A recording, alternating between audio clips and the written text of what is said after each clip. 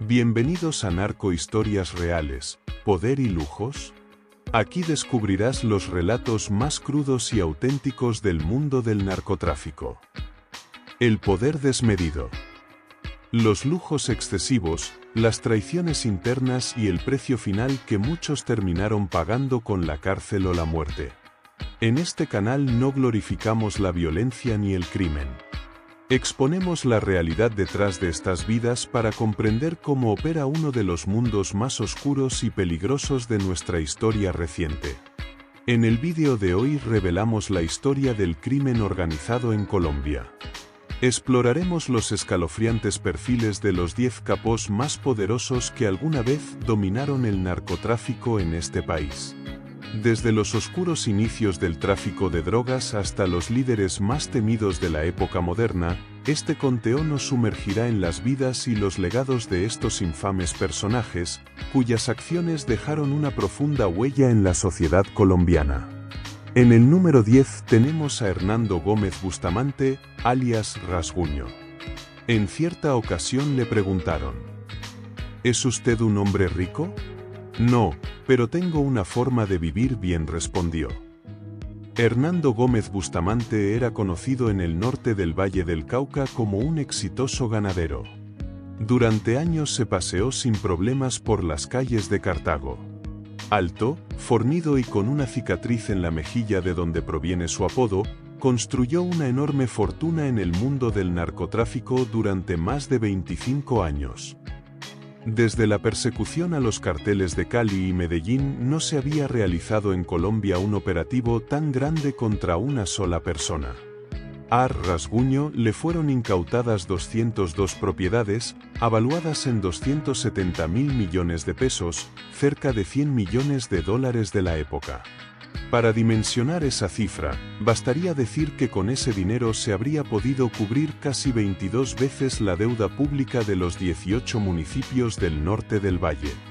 En 1986, a los 28 años, trabajaba como empleado de una gasolinera.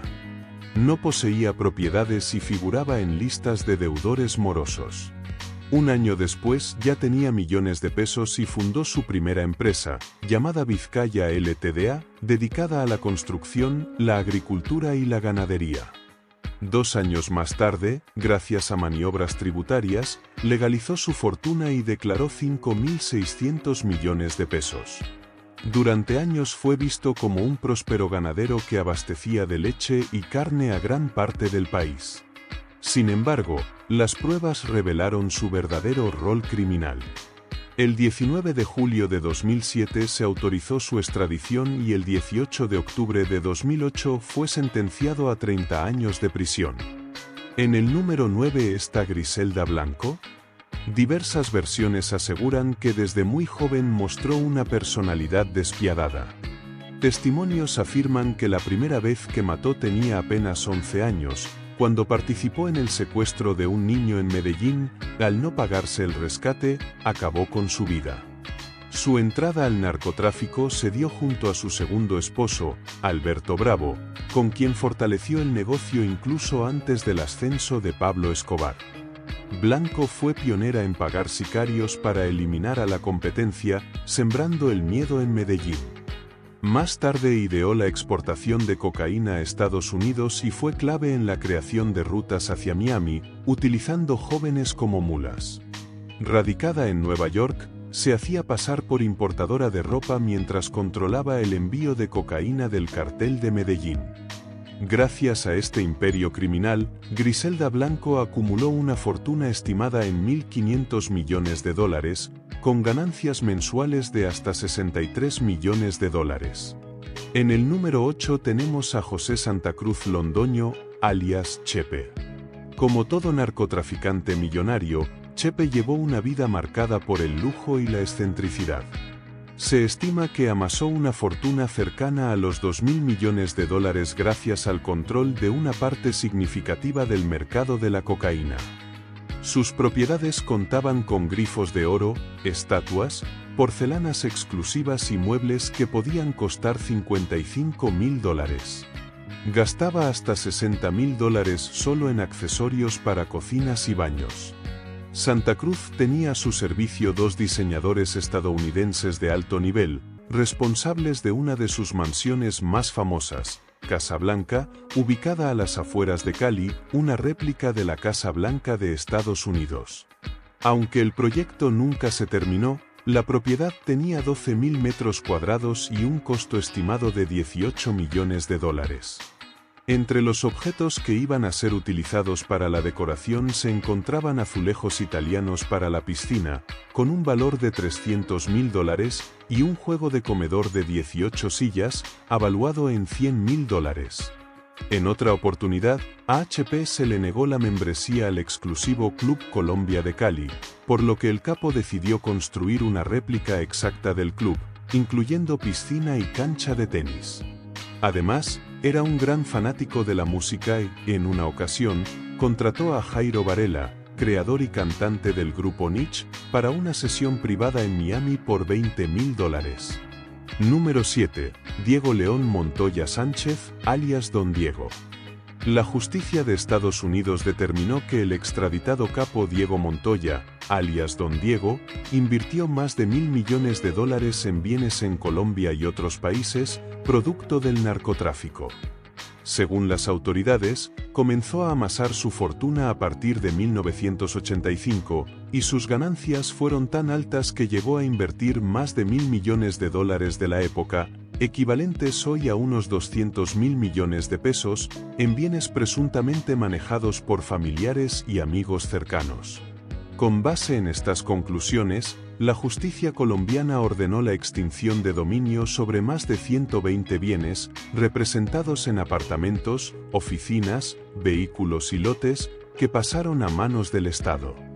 En diciembre de 2019, las autoridades ubicaron bienes por un valor superior a $1.000 millones pertenecientes a Carlos Felipe Toro Sánchez, alias Pipe Montoya, primo de Diego León Montoya. Entre las propiedades incautadas se encontraba el considerado segundo mejor criadero de caballos del país, un lote en un exclusivo sector del departamento de Bolívar, vehículos de lujo, colecciones de relojes, obras de arte, mansiones e incluso lingotes de oro. Número 6. Juan Carlos Ramírez Abadía, alias Chupeta.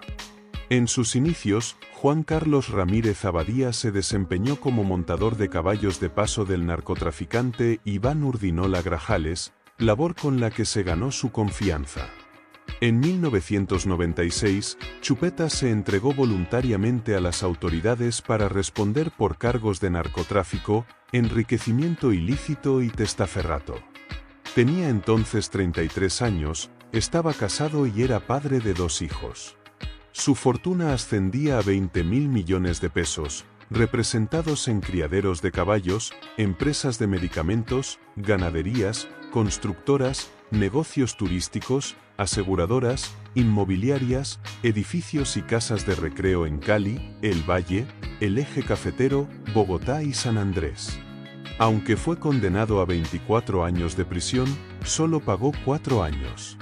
El 7 de agosto de 2007, las autoridades brasileñas realizaron una operación contra una red internacional de lavado de dinero. Buscaban al líder de la organización, quien vivía en una mansión a las afueras de Sao Paulo. La sorpresa fue enorme cuando el capturado reveló su verdadera identidad, Juan Carlos Ramírez Abadía.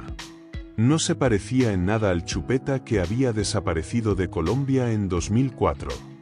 Al momento de su captura tenía 44 años y una fortuna calculada en $1.800 millones. Según reportes policiales brasileños, siempre mostró disposición para colaborar con la justicia y entregó información sobre las identidades falsas que utilizaba. Poseía numerosas propiedades en Brasil, lujosos carros blindados, una hacienda ganadera, hoteles, empresas y hasta una casa en la playa. Fue condenado a 55 años de prisión, aunque la pena podía reducirse por colaborar con la justicia. Número 5. Carlos Leder. Carlos Leder fue autor de la famosa frase de los extraditables. Preferimos una tumba en Colombia que una cárcel en Estados Unidos, así como de otra célebre afirmación, la cocaína es la bomba atómica de Estados Unidos. El éxito de su carrera criminal se basó en la parada obligatoria que creó en las rutas del narcotráfico en la isla Cayo Norman, en las Bahamas, de la cual era inexplicablemente propietario. Tras una semana de excesos de licor y drogas, fue capturado el 4 de febrero de 1987 en la vereda Los Tablazos, en el municipio de Guarne, Antioquia, y posteriormente extraditado a una prisión en Florida, donde fue condenado a 55 años. Para entonces, su patrimonio ascendía a $270 millones, cifra que hoy equivaldría a aproximadamente $2.700 millones. Número 4. Gonzalo Rodríguez Gacha, alias el Mexicano.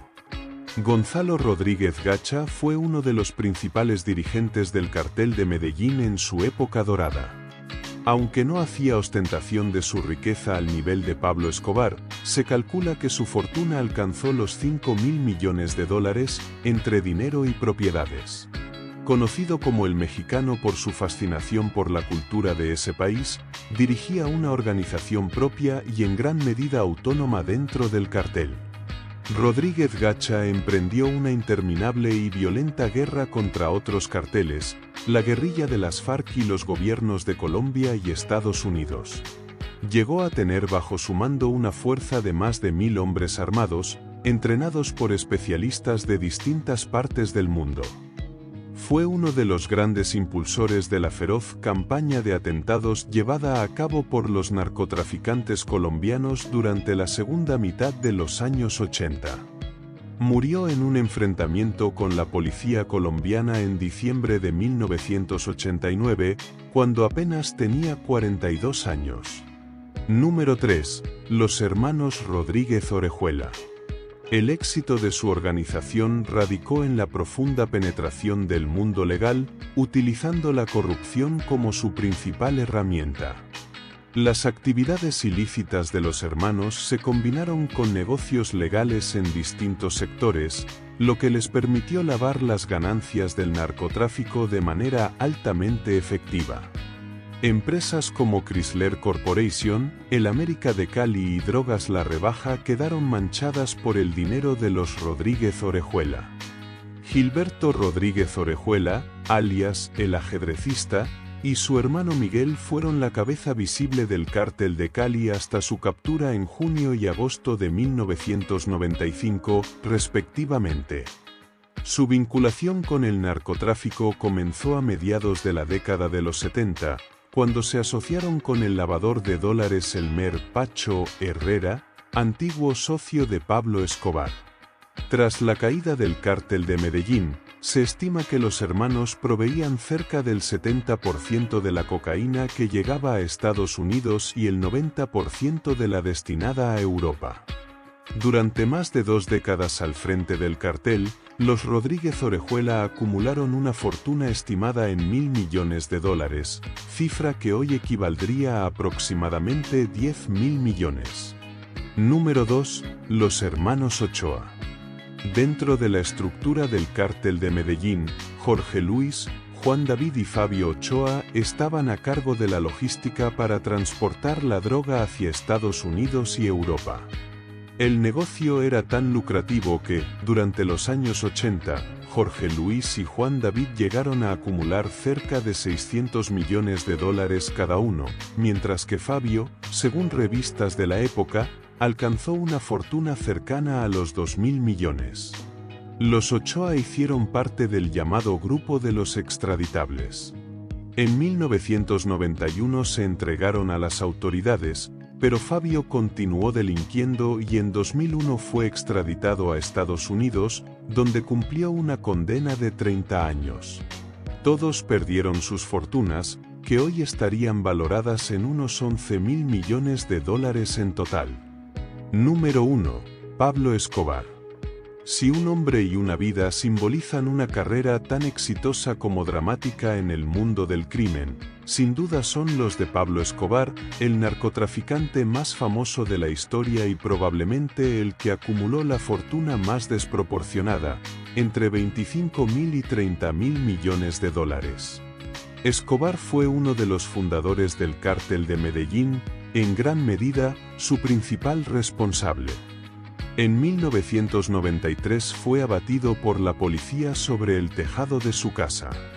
Las imágenes de sus mansiones dieron la vuelta al mundo. En una de ellas, la Hacienda Nápoles, llegó a tener un zoológico con animales de más de 1500 especies, según algunas versiones. Estos capos colombianos dejaron un profundo impacto en la historia del narcotráfico. Sus acciones siguen siendo recordadas hasta hoy y sus vidas nos dejaron una lección clara: la excentricidad y los lujos del dinero mal habido son solo un espejismo que, tarde o temprano, termina en la cárcel o en la tumba. Recuerda suscribirte y activar la campanita para recibir notificaciones cada vez que subamos un nuevo vídeo. Si te interesan más historias reales del mundo del narcotráfico, te invitamos a seguirnos, dejar tu comentario y compartir este contenido. Esto es Narcohistorias Reales, Poder y Lujos, donde la verdad supera la ficción. Nos vemos en el próximo capítulo.